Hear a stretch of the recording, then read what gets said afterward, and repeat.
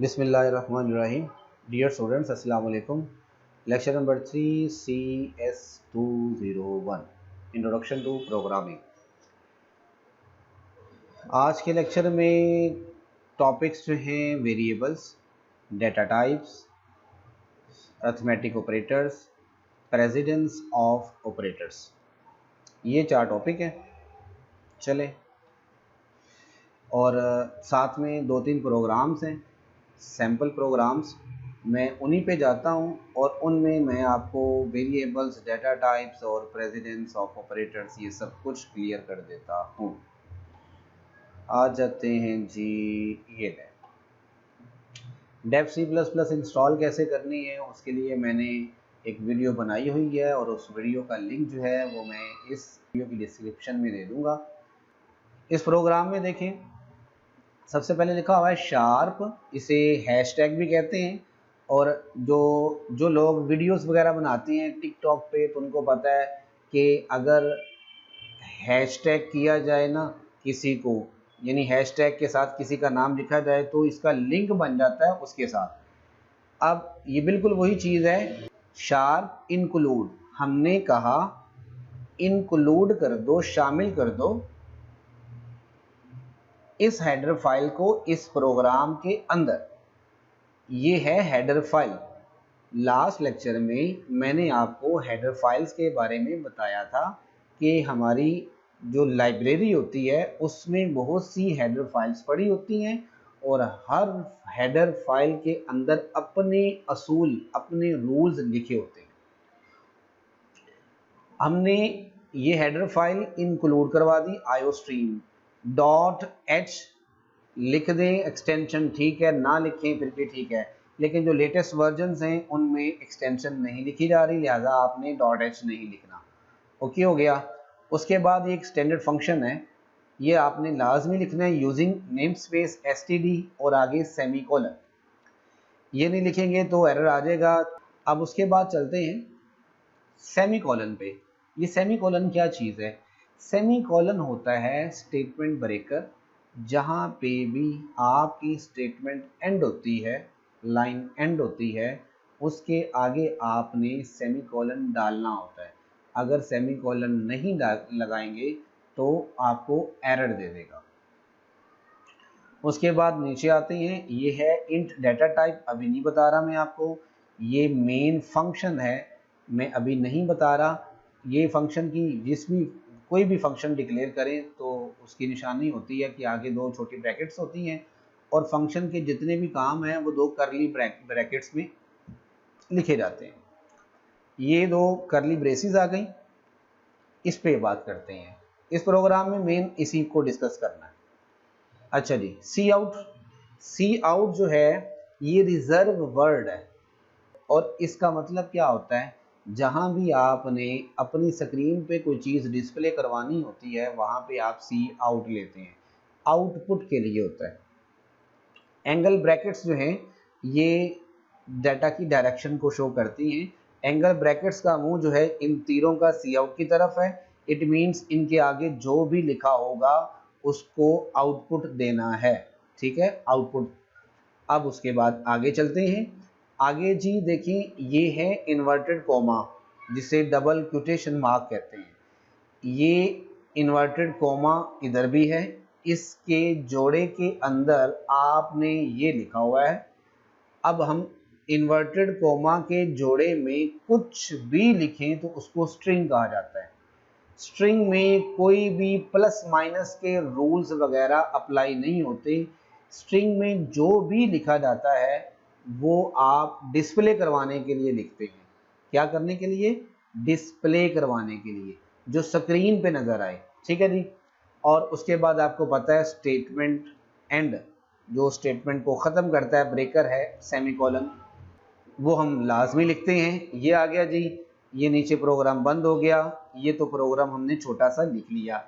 अब प्रोग्राम लिखने के बाद हम क्या करेंगे, ये देखें एग्जीक्यूट, उसके बाद है कंपाइल। आप इसको कंपाइल करेंगे, सॉरी, कंपाइल करने से पहले आप प्रोग्राम को सेव करेंगे, नाम देंगे कोई ना कोई। मैंने इस प्रोग्राम को नाम दिया हुआ है लेक्चर नंबर 3A का, ठीक है। आप इसको सेव करेंगे। यहाँ से सेव हो जाएगा, सेव एज। आप कोई भी नाम दें, मैंने ऑलरेडी नाम दिया हुआ है, सेव पे क्लिक करता हूँ, वो कह रहा है पहले से मौजूद है, मैं कहता हूँ ठीक है ओवरराइट कर दो। ठीक है जी, ये सेव हो गया। अब उसके बाद आप इसको एग्जीक्यूट करेंगे, एग्जीक्यूट पे क्लिक करें, ये है कंपाइल, ये है रन। अब आप याद रखिए, आप डायरेक्ट प्रोग्राम को रन नहीं कर सकते। क्यों भला? उसकी वजह ये है कि भाई आपने सबसे पहले क्या करना है, आपने ये जो कोड लिखा है आपने ये चेक करवाना है कि जो भी आपने हेडर फाइल यहाँ पे रखी हुई है, आया ये कोड इस हेडर फाइल के रूल्स के मुताबिक लिखा है। उसके लिए आप कंपाइल करते हैं। जब आप प्रोग्राम को कंपाइल करते हैं तो आपका प्रोग्राम क्या करता है, आपका प्रोग्राम कंपाइलर जो है वो आपके सारे कोड को उठाता है और लाइब्रेरी में इस हेडर फाइल को ढूंढता है, ढूंढ के इस हेडर फाइल का जितना भी रूल्स लिखे हुए हैं इस कोड के रूल्स को इस हेडर फाइल के रूल्स के मुताबिक चेक करता है। अगर कोड के रूल्स हेडर फाइल के रूल्स के मुताबिक हों तो वो कहता है नो एरर। चलेगी, कंपाइल किया, ये देखे रहे हैं नीचे एरर 0 वार्निंग 0। इट मीन्स हमने इस हेडर फाइल के रूल्स के मुताबिक अपना कोड लिखा है। क्लियर? अब जब आपने कंपाइल कर लिया, अगर यहाँ पे एक भी एरर आ गया ना तो आपका कोड रन नहीं होगा।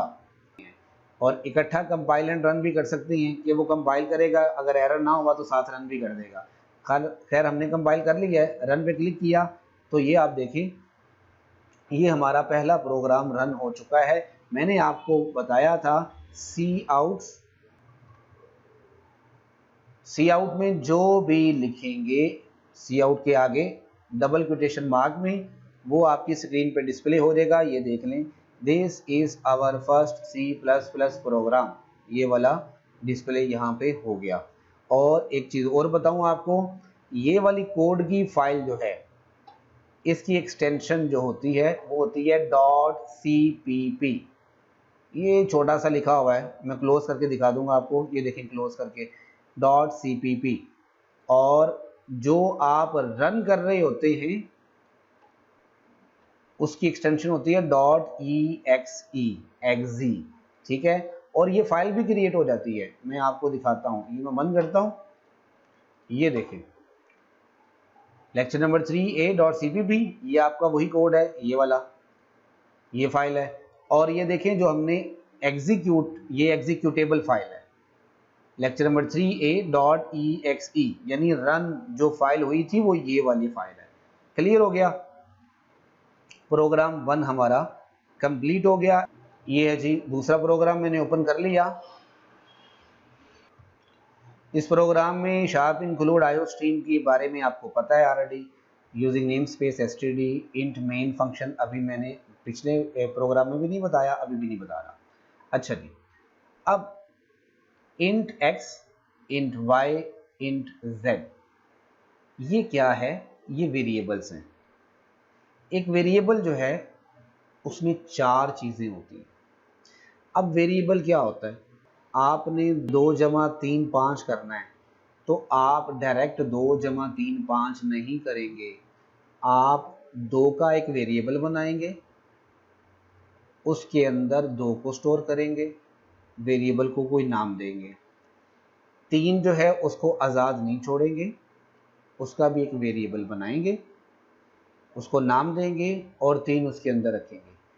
फिर अगर आपने 2 जमा 3 प्लस करना है तो आप 2 जमा 3 डायरेक्ट प्लस भी नहीं करेंगे, आप उनके वेरिएबल्स को आपस में प्लस करेंगे। फर्ज करते हैं हमने एक वेरिएबल x के नाम से बनाया, एक y के नाम से बनाया। x जो है ये देखिए लिखा हुआ x = 5। हमने x वेरिएबल जो है वो जो स्पेस थी x की, जिसको हमने x का नाम दिया, उसके अंदर हमने 5 रख दिया। y का वेरिएबल जो है उसके अंदर हमने 10 रख दिया। ठीक है जी, अब हम x और y को प्लस करना चाहते हैं, यानी 5 और 10 प्लस करना चाहते हैं, तो 5 और 10 को प्लस नहीं करेंगे बल्कि इनके वेरिएबल्स को प्लस करेंगे। तो आप देखें x प्लस वाई, x और y दोनों को प्लस किया, तो आप खुद बताएं मुझे 5 और 10 दोनों को हम जमा करें तो रिजल्ट क्या आएगा? 15। अब ये 15 जो रिजल्ट आया ना, इसको भी आज़ाद नहीं छोड़ सकते, इसको एक नया वेरिएबल बना के उसके अंदर रखवाएं। अब एक तो पहली चीज़ वेरिएबल का नाम हो गया। वेरिएबल का नाम आप अपनी मर्जी से कुछ भी रख सकते हैं, ABC स्टूडेंट के नाम से, टीचर के नाम से, ठीक है, सिटी लाहौर वगैरह वगैरह कुछ भी नाम रख सकते हैं, ठीक है। दूसरी चीज़ वेरिएबल के नाम अंडरस्कोर से भी स्टार्ट कर सकते हैं। जैसे ये देखें, मैं अंडरस्कोर लगाता हूँ, ये शिफ्ट के साथ माइनस का साइन प्रेस करें तो फिर अंडरस्कोर आता है। अंडरस्कोर से भी वेरिएबल का नाम स्टार्ट किया जा सकता है। ये देखें, मैंने अंडरस्कोर लगाया, सेव किया, कंपाइल किया। मिस्टेक यहाँ पे है, यहाँ पे उसने गलती नहीं निकाली, यहाँ पे उसने नहीं कहा कि जी ये क्यों किया है। ये जो उसने एरर दिया ना, ये देखें, ये एरर चेक करने के लिए होता है, ये भी आपको बताऊं। लाइन नंबर 11 एरर क्या है? x was not declared in the scope। कह रहा है जी ये जो लाइन नंबर 11 पे जो x है ना, ये वेरिएबल आपने डिक्लेयर किया ही नहीं है कहीं, तो ये कहाँ से आपने इसको वैल्यू 5 दे दी है? तो सही कह रहा है, ये ऊपर तो हमने अंडरस्कोर x डिक्लेयर किया हुआ है, तो इसलिए ये नहीं है। लेकिन ये देखें, उसने इसमें गलती नहीं निकाली, ठीक है। अब मैं इसको ख़त्म करता हूँ, सेव करता हूँ। आदत बना लें, जब भी आप कोड लिखें साथ कंट्रोल एस करते रहा करें। मैं लिखता हूँ 1x, सेव किया, कंपाइल किया, लो जी एरर आ गया। क्या एरर आया? लाइन नंबर 8 पे एरर है, expected unqualified ID before numeric constant. कह रहा है जी आपने जो भी आईडी ली है उसमें आपने न्यूमेरिक लेटर यूज किया है 1, तो 1 से कभी भी वेरिएबल स्टार्ट नहीं होगा। यानी गिनती के नंबर कोई भी हो, किसी भी नंबर को स्टार्ट में नहीं लिख सकते वेरिएबल के नाम के लिए, ठीक है, ये भी याद रखिए। हाँ, इसके बाद लिख सकते हैं, वेरिएबल किसी भी नंबर से स्टार्ट नहीं हो सकता, बाद में लिख सकते हैं। ये देखें, ये लिखा, अब यहाँ पे कंपाइल किया, यहाँ उसने एरर नहीं दिया, नीचे दिया वो आपको पता चल गया क्योंकि ऊपर वेरिएबल और था, नीचे वेरिएबल और है, ठीक हो गया। अब उसके बाद वेरिएबल का नाम हो गया कि नाम जो है ABC से, कैपिटल, स्मॉल लेटर, अंडरस्कोर से स्टार्ट किया जा सकता है, नंबर से स्टार्ट नहीं किया जा सकता। एक और चीज बताऊं आपको, x यहां लिखता हूं माई नेम, ये मैंने वेरिएबल का नाम लिखा, कंपाइल किया, यहां पे एरर देगा। क्यों भला? उसने एरर क्यों क्या दिया भला? ये याद रखें, यहाँ पे ये लिखा हुआ है, मैं आपको शॉर्ट में बताता हूँ। वेरिएबल के नाम के दरमियान स्पेस नहीं होनी चाहिए। ये जो स्पेस है ना, स्पेस, माई स्पेस नेम लिखा है आपने, ये नहीं होनी चाहिए। जहाँ भी स्पेस आएगी वहाँ पे आपका वेरिएबल डिक्लेयर नहीं होगा। दिस इज नॉट वे। हाँ, आपको माई नेम सारे लिखने हैं, तो उसका तरीका ये है, माई अंडरस्कोर नेम लिख लें, ये माई और माई लिख के नेम का एन कैपिटल लिख लें। मैं यहाँ पे नेम का एन कैपिटल लिख देता हूँ, स्मॉल भी लिख सकते हैं ये, लेकिन ये रूल होता है कि आप ये देख लीजिए, यहाँ पे एरर नहीं आया। लो जी, वेरिएबल के नाम मैंने आपके सारे इसी में क्लियर कर दिए। अब आते हैं जी वेरिएबल की डाटा टाइप पे। ये जो साइड पे लिखी होती है ना, ये डाटा टाइप कहलाती है। यही लिखी हुई है इंट। Int mean integers. अगर आपको पता है कि जी आपने वैल्यूज़ को आपस में प्लस माइनस करना है, तो उसमें अशारिया वगैरह यानी डेसिमल पॉइंट नहीं आएगा, यानी 10.6 या 15.10 अशारिया में आंसर नहीं चाहिए। सादा नंबर्स में आप लोगों को रिजल्ट चाहिए, तो आप डाटा टाइप इंट रख लें, ठीक है। अगर आपको सादा नंबरों में नहीं चाहिए, अशारिया में भी यानी पॉइंट समथिंग भी आंसर चाहिए, तो आप फिर उसके लिए, अगर आपको पॉइंट्स में आंसर चाहिए, रिजल्ट्स चाहिए, तो फिर आप उस वेरिएबल की डाटा टाइप फ्लोट रख लें, ठीक है। अभी इसको आगे चेक करेंगे, फिर देखते हैं। तो डाटा टाइप्स भी बता दी, इंट, फ्लोट, करेक्टर, यानी वेरिएबल में आपने वैल्यू को स्टोर करनी है, करेक्टर, नंबर नहीं स्टोर करना, तो उसके लिए डाटा टाइप आपको करेक्टर रखनी पड़ती है, CHAR, 4, ठीक है। और लॉन्ग, डबल, शॉर्ट, ये 3 डाटा टाइप्स जो है ना, ये आप बुक से चेक कर लीजिएगा। उसके बाद है जी दिस इज इक्वल, इसे इक्वल नहीं कहते, आप कहते होंगे कि जी ये तो इक्वल ही है, ठीक है, चलें पढ़ लेते हैं। x is equal to 5, semicolon, पढ़ लिया, लेकिन याद रखें सी लैंग्वेज में equal is not equal which is in mathematics. आप कभी भी मैथ के इक्वल को इस इक्वल में के साथ कंपेयर नहीं कर सकते। इस इक्वल का मतलब है, इसका नाम है असाइनमेंट ऑपरेटर, पहली नंबर, नाम क्या है इसका, असाइनमेंट ऑपरेटर। दूसरी चीज, इसका मतलब ये होता है कि x 5 के बराबर नहीं है, बल्कि x एक स्पेस है, जगह है, बॉक्स है, उसके अंदर 5 रखा हुआ है। समझ आ गई? एक बॉक्स नाम x है, उसके अंदर 5 रखा हुआ है। एक बॉक्स है जिसका नाम बाहर y लिखा हुआ है, उसके अंदर 10 रखा हुआ है। एक बॉक्स है जिसका नाम z है और उसके अंदर x और y दोनों को प्लस करके रखा हुआ है, जो भी वैल्यू ऊपर होगी वो प्लस करके उसका रिजल्ट रखा हुआ है, ठीक है जी। तो मेरा ख्याल है कि आप लोगों को ये भी समझ आ गई। अच्छा, एक चीज़ और बता दूं, जब भी आप किसी वेरिएबल का नाम लिखते हैं तो उसे कहते हैं वेरिएबल को डिक्लेयर करना, ये डिक्लेरेशन है। ये जब आप वेरिएबल को कोई भी वैल्यू असाइन करते हैं, असाइन में कह रहा हूँ, असाइनमेंट ऑपरेटर है ना, जब भी आप वेरिएबल को कोई वैल्यू देते हैं, x को 5 दी, y इज इक्वल टू 10, ठीक है, और z को ये वैल्यूज दी, यानी जिसका प्लस दिया, उसे कहते हैं इनिशियलाइज करना। क्या करते हैं? इनिशियलाइज, ठीक है। चले आगे, अब इस कोड पे आते हैं। ये देखें जी, सी आउट लेस देन हम चाहते हैं x इज इक्वल टू, ये डिस्प्ले नजर आए, इसलिए हमने इसको इन्वर्टेड कॉमा में लिखा हुआ है, और उसके बाद हमने सेमीकोलन लगा दिया। अब x इज इक्वल टू, इसके आगे क्या आना चाहिए? ये 5।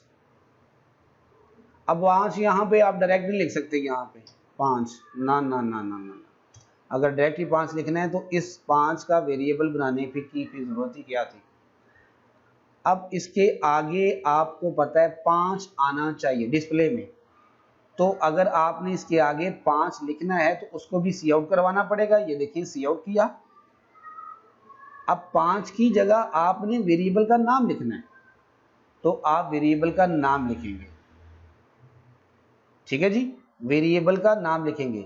अब ये नाम जो है ये स्ट्रिंग नहीं है, अगर हम यहाँ पे ये डबल कॉमा लगा देते ना, ये देखें, इस x को इसके अंदर मैं रख देता यहाँ, तो इसने पता क्या डिस्प्ले करवाना है, इसने x डिस्प्ले करवाना है। ये मैं ज़रा आपको चेक कर देता हूँ, कंपाइल, एरर कोई नहीं है, ये देखिए रन, गौर से देखिएगा, x is equal to x, उसने वैसे डिस्प्ले करवा दिया, आगे वाला नहीं देखना भी आपने, x is equal to x, जबकि यहाँ पे x की वैल्यू आनी चाहिए।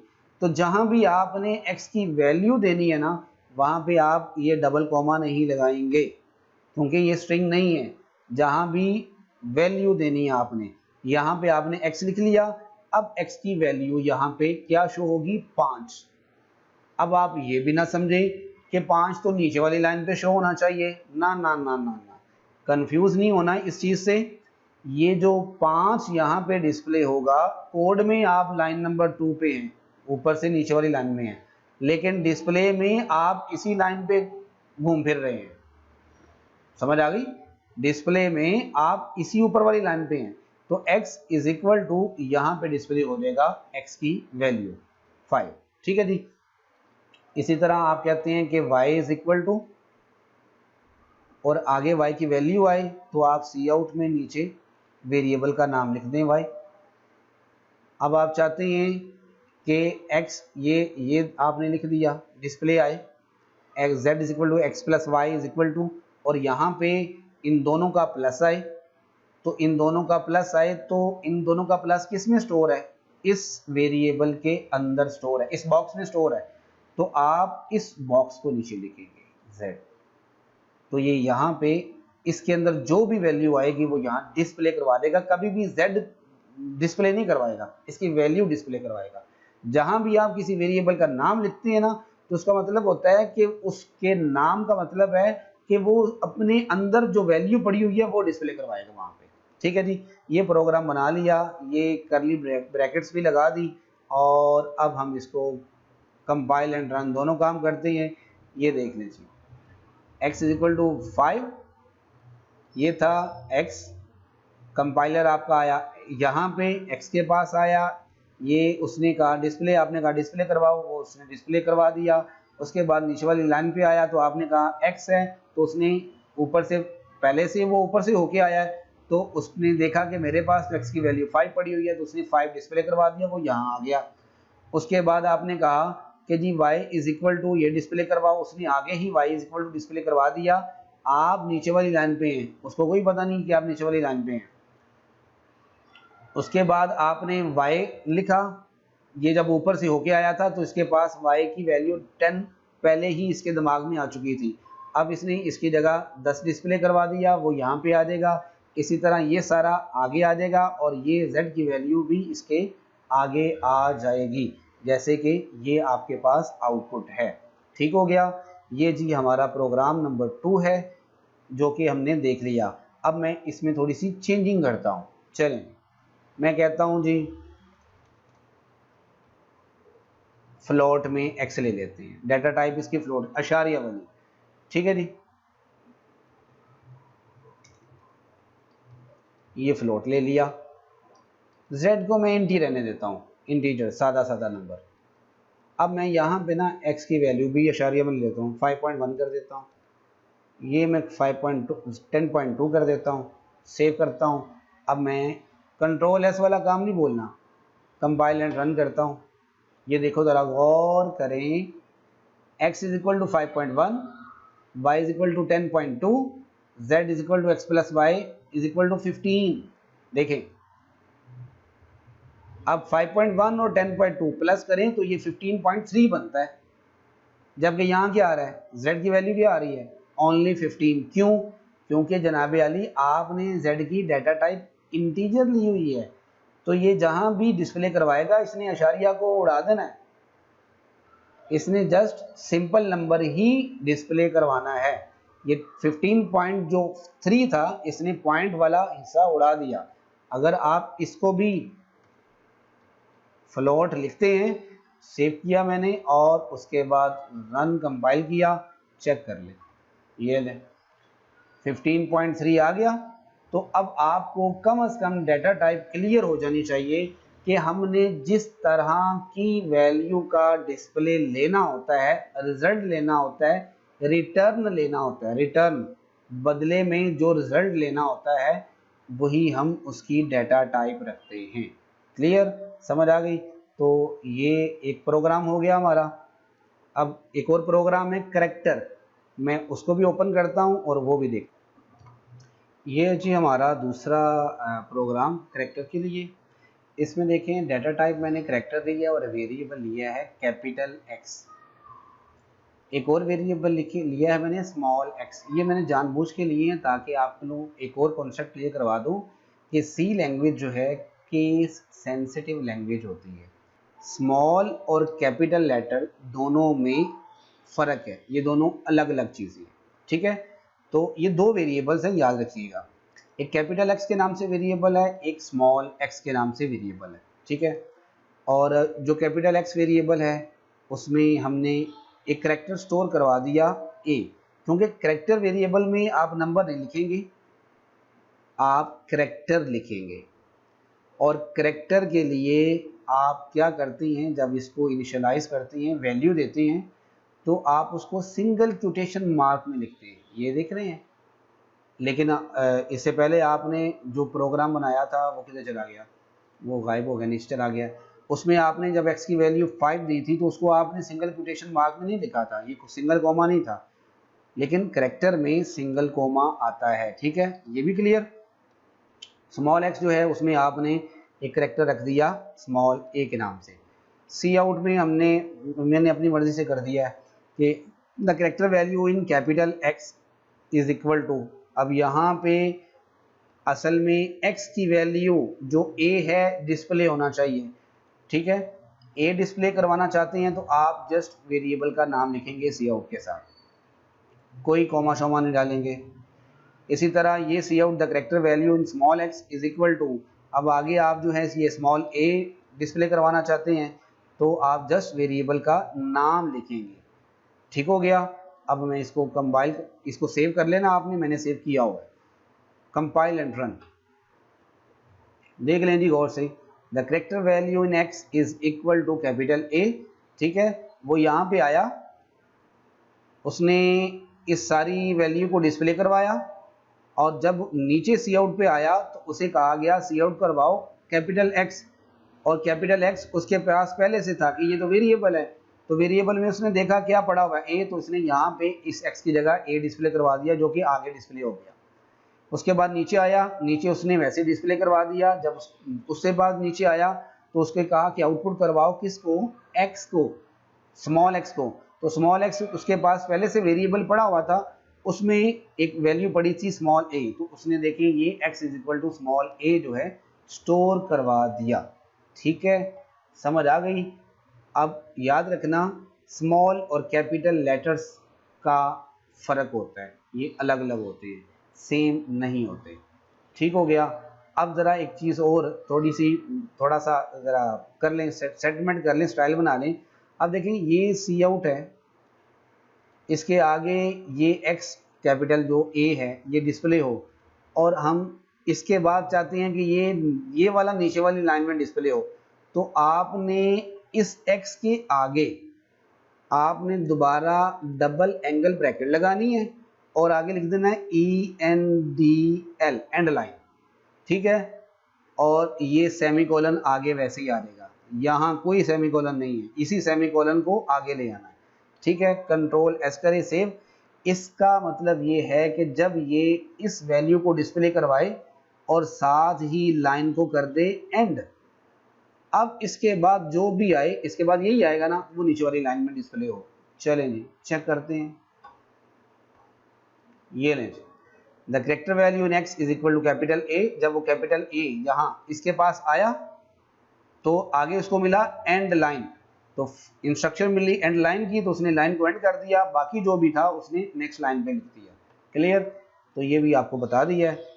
लेक्चर नंबर 3 हमारा कंप्लीट हो गया। ये सारे हैं जी operators, arithmetic operators, multiplication, division, modulus वगैरह। और इसमें आप याद रखें ये मैंने एक टेबल बनाया है, इस टेबल की स्क्रीनशॉट ले लें, एक तो ये, ठीक है।